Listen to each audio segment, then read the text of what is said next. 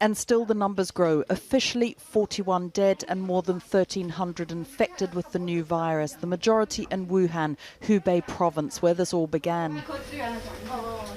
Today, China's President Xi Jinping warned it was spreading. And indeed, scientists at Imperial College London suggest as many as 4,000 people were infected by January the 18th. And that each person was infecting as many as 3 others, showing how hard this will be to contain. With pressure growing on the Chinese government, much of the country has now declared a level 1 public health alert. All transport in and out of Wuhan has been stopped. From tomorrow, all vehicle use, including private cars, will be banned from downtown.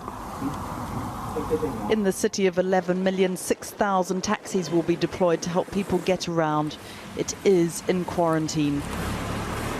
Wuhan in Hubei province remains the epicenter with the largest number of cases, but there are now reports from across China, and it has spread to Hong Kong and elsewhere in Asia, and further still to the United States, Australia and France, where 3 patients have now tested positive. In Hong Kong, where they have had 5 cases, today the government announced it was raising its emergency response to the highest level, with schools to remain closed for 2 more weeks after the Lunar New Year celebrations.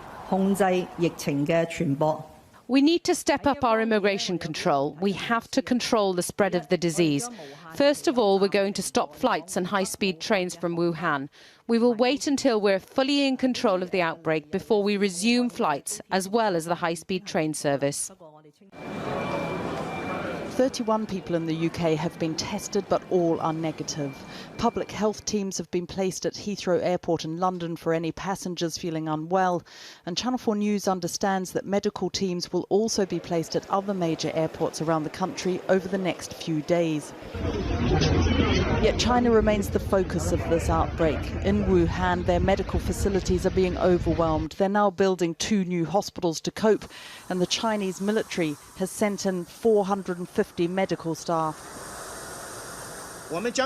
We will make every effort to mobilize all sectors of the community, both at home and abroad, to make special donations of urgently demanded medical-related materials and relevant drugs that meet the requirements.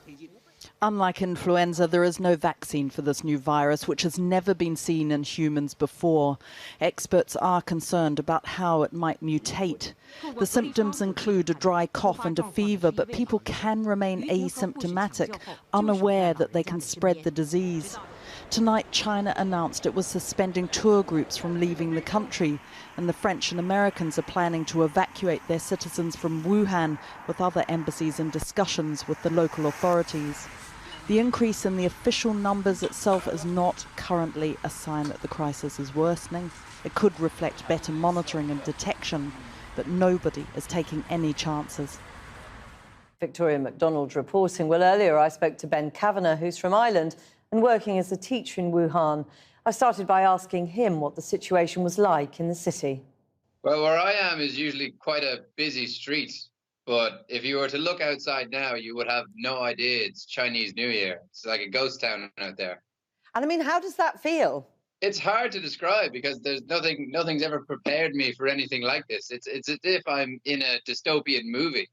It's hard. Like, there's 10 million people in the city and there's no one on the street. And from midnight to night, they're banning all transport.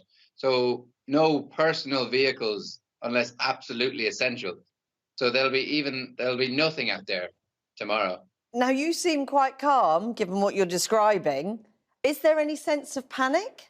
As the days go by, the panic seems to be increasing. I try to not worry until it's time to worry.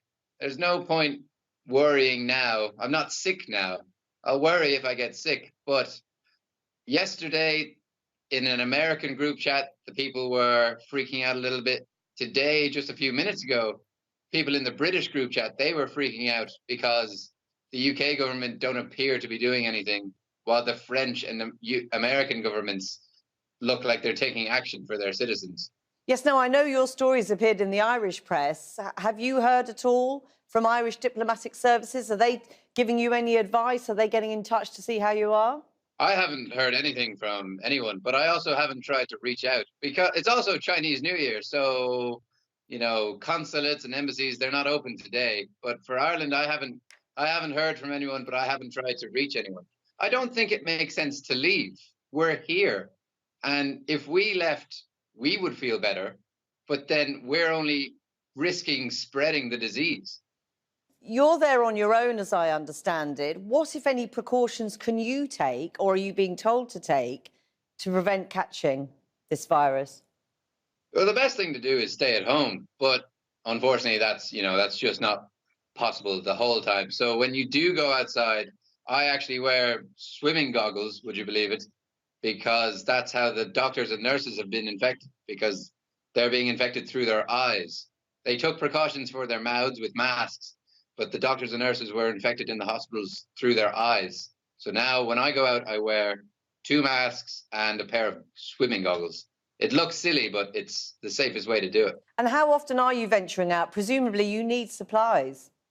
I will be going out first thing in the morning for what I can only describe as a massive shop, because I don't want to have to go out again for a very long time. I plan on bringing my suitcase to the shop so that I can get enough stuff.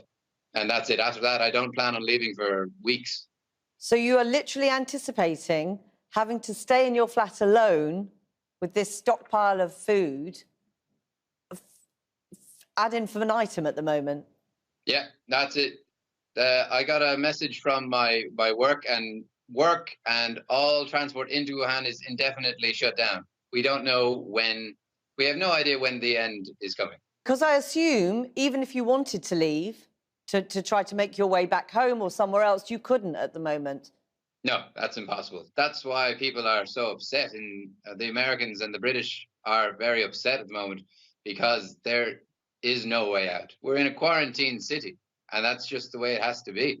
Otherwise, we risk spreading this disease further afield. Like, it's already global. Well, we wish you to stay safe and sane. Thank you very much for talking to us today. Thanks for having me. Thank you.